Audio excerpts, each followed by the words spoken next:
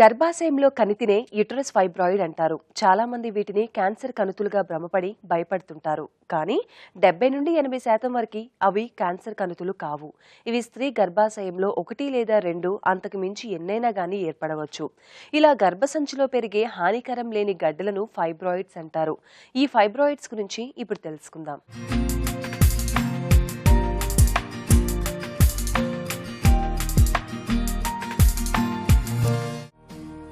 గర్భాశయంలో పెరిగే గడ్డలనే యూటెరస్ మయోమాస్, ఫైబ్రోమయోమాస్ లేదా లియోమయోమాస్ అంటారు. ఇవి క్యాన్సర్గా మారవు. ముఖ్యంగా గర్భాశయంలో కండరాలు ఉబ్బినప్పుడు కణుతులుగా మారతాయి. దీనికి ప్రధాన కారణం ఈస్ట్రోజన్ హార్మోన్ ఉండటమే. ఈ మార్పు ఎక్కువగా మెనోపాజ్ దశ తర్వాత కనిపిస్తుంది. చాలామంది స్త్రీలలో ఫైబ్రాయిడ్స్ లక్షణాలు తెలియవు, కానీ వాటి వల్ల నెలసరి ఎక్కువ కాలం ఉంటుంది. ఊబకాయం, హైపోథైరాయిడ్, ఫైబర్ తక్కువగా ఉన్న ఆహారం వల్ల ప్రొజెస్టెరాన్ స్థాయిలు తగ్గి ఈస్ట్రోజన్ స్థాయిలు అధికంగా ఉండటం వల్ల ఈ ఫైబ్రాయిడ్స్ ఏర్పడతాయి. ఫైబ్రాయిడ్స్ ఉన్న స్త్రీలలో తీవ్రమైన రక్తస్రావం, శృంగారంలో నొప్పి, మూత్రాన్ని ఆపుకోలేకపోవడం, నడుము నొప్పి, మలబద్ధకం ఏర్పడడం, ఎక్కువసార్లు యూరిన్కు వెళ్లడం లాంటి లక్షణాలు కనిపిస్తాయి. ఈ గర్భాశయ కణుతుల వల్ల అబార్షన్ అయ్యే అవకాశం ఎక్కువగా ఉంటుంది. ఫైబ్రాయిడ్స్ అన్నవి గర్భసంచిలో వచ్చే గడ్డల్లో అతి ఎక్కువ శాతంగా వచ్చే గడ్డలు ఫైబ్రాయిడ్స్ అంటారండి. ఫైబ్రాయిడ్స్ అన్నది హార్మోనల్ బేస్డ్ అండి. ఎందుకనే ఈ ఫైబ్రాయిడ్స్ అన్నవి ఒకసారి మెచ్యూర్ అయినాక లేడీస్లో అంటే 13 years నుంచి 45 to 50 years లోపలే ఈ కొత్త ఫైబ్రాయిడ్స్ అనేవి ఎదగడం మొదలవుతాయి అన్నమాట. లేడీస్లో 2 రకాల హార్మోన్స్ ఉంటాయండి. స్త్రీలలో ఈస్ట్రోజన్, ప్రొజెస్ట్రాన్.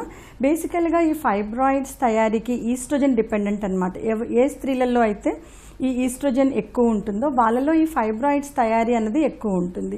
సో పీసీఓడి పేషెంట్స్లో మనం ఎక్కువ చూస్తూ ఉంటాం. వాళ్ళ హైపర్ ఈస్ట్రోజెనిక్ స్టేట్ కాబట్టి, లేదంటే కొంతమంది ఒవేరియన్ సిస్ట్స్ వేరే ఈస్ట్రోజన్ సెక్రీట్ చేసే ఉంటే వాళ్ళలో కూడా మనం ఈ ఫైబ్రాయిడ్స్ తయారీ అనేవి ఎక్కువ చూస్తూ ఉంటామండి. ఒకవేళ 13 to 20 టీనేజ్లో కనుక మనం చాలా రేర్గా చూస్తాం. ఎందుకంటే అప్పుడే హార్మోన్స్ అనేవి స్టార్ట్ అవుతాయి ఉమెన్లో. సో ఫైబ్రాయిడ్స్ తయారీకి చాలా టైం పడుతుంది. ఇదే స్త్రీలు 20 నుంచి 30 లోపల ఫైబ్రాయిడ్స్ కనుక ఉంటే కనుక వీళ్ళల్లో కూడా రక్తస్రావం ఎక్కువ అవ్వడం అనేది ఫస్ట్ కంప్లైంట్గా ఉంటారండి. కొన్ని లొకేషన్స్లో ఫైబ్రాయిడ్స్ ఉంటే కనుక పిల్లలు పుట్టడం కూడా కష్టం అవుతుంది. 30 to 40 మధ్యన ఎక్కువ శాతం మనం స్త్రీలు ఫైబ్రాయిడ్స్తో కంప్లైంట్తో రావడం అన్నది చూస్తాం. ఎందుకంటే ఈ పాటికి వాళ్ళకి ఈస్ట్రోజన్ అన్నది బాగా ఎక్స్పోజర్ ఒక 10-20 years ఉంటుంది కాబట్టి ఈ చిన్న ఫైబ్రాయిడ్స్ ఏ వయసులో స్టార్ట్ అయినప్పటికీ కూడా అవి పెద్దవయ్యి 30 to 40 మధ్యలో మనకి పేషెంట్స్ ఎక్కువ ప్రెజెంట్ అవుతూ ఉంటారు. గర్భాశయంలో కణుతులు ఉండే ప్రదేశాన్ని బట్టి 4 రకాలుగా విభజించారు. మొదటిది సబ్ మ్యూకోజిల్ ఫైబ్రాయిడ్స్. ఇవి గర్భాశయ ఎండోమెట్రియల్ పొర కింది భాగంలో ఉంటాయి. ఎక్కువసార్లు అబార్షన్కు దారితీసి సంతానలేమికి గురిచేస్తాయి. రెండవది ఇంట్రామ్యూరల్ ఫైబ్రాయిడ్స్. ఇవి గర్భాశయ గోడలలో ఏర్పడతాయి. ముఖ్యంగా కండర పొరలో ఉంటాయి. ఇవి సర్వసాధారణం. మూడవది సబ్ సీరోజల్ ఫైబ్రాయిడ్స్. ఇవి గర్భాశయం ఉపరితలంలో మ్యూకోజ్ పొర కింది భాగంలో ఏర్పడతాయి. నాలుగవది సరైవికల్ ఫైబ్రాయిడ్స్. ఇవి గర్భాశయంలోని సర్విక్స్ ప్రాంతంలో ఏర్పడతాయి. వీరిలో ఎక్కువగా బ్లీడింగ్ అవుతుంది. ఈ ఫైబ్రాయిడ్ వల్ల గర్భంలో బిడ్డ అడ్డం తిరిగే అవకాశం ఎక్కువగా ఉంటుంది. కొన్నిసార్లు నెలలు నిండకుండానే కాన్పు కావచ్చు.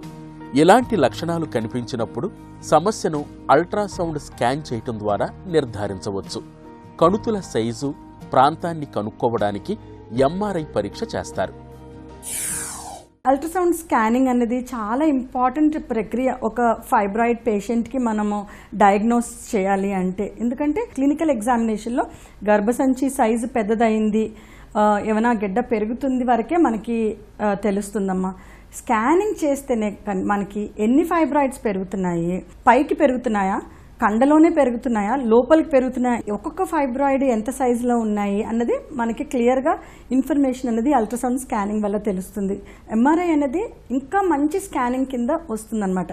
ఇంకా క్లియర్గా ఫైబ్రాయిడ్ సైజ్ ఎంత ఉంది, బ్లడ్ వెజల్స్ ఎంత దగ్గరగా ఉన్నాయి, యూరేటర్ ఎంత దగ్గరగా ఉన్నది అన్న క్లారిటీ అన్నది మనకి ఎప్పుడు కూడా ఈ ఎంఆర్ఐ స్కానింగ్ వల్ల తెలుస్తుందండి. ప్రతి ఫైబ్రాయిడ్ని ట్రీట్ చేయాల్సిన అవసరం లేదు. సో ఫైబ్రాయిడ్స్ చిన్న చిన్న ఫైబ్రాయిడ్స్ 3 సెంటీమీటర్స్ కంటే తక్కువ ఉంటే కనుక మనం రిపీట్ అండర్ అబ్జర్వేషన్ పెట్టుకుని ప్రతి 6 నెలలకి కానీ ప్రతి ఏడాదికి కానీ స్కాన్ చేయించుకుని ఈ ఫైబ్రాయిడ్ సైజ్ పెరిగిందా ఏంటి అన్నది మనం చూసుకుంటూ ట్రీట్ చేస్తాం.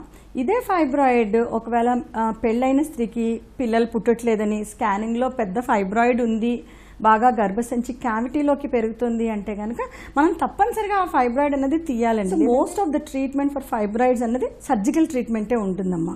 సో సర్జికల్ ట్రీట్మెంట్లో మనకి 2 రకాలు ఉంటాయి. పొట్ట కోసి మనం ఈ ఫైబ్రాయిడ్స్ తీయడం అనేది లాప్రాటమీ అంటాం, ఓపెన్ సర్జరీ అని కూడా అంటూ ఉంటాం. రెండోది ఏంటంటే button whole surgery, laparoscopic surgery అంటాం.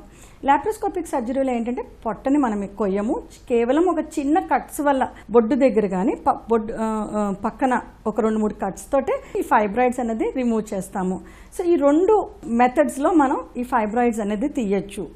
మహిళల్లో 50 ఏళ్లు చేరుకునేటప్పటికీ దాదాపు 20 నుంచి 80% మందిలో ఫైబ్రాయిడ్స్ పెరుగుతాయి.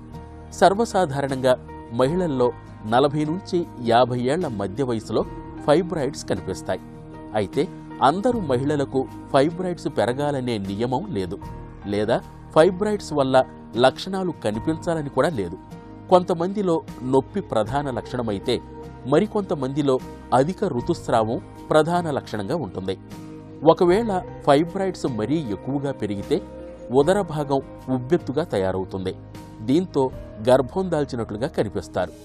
కుటుంబంలో ఎవరికైనా ఫైబ్రాయిడ్స్ ఉంటే సంతానానికి కూడా వచ్చే అవకాశాలుంటాయి. స్థూలకాయుల్లో ఫైబ్రాయిడ్స్ వచ్చే రిస్క్ ఎక్కువ.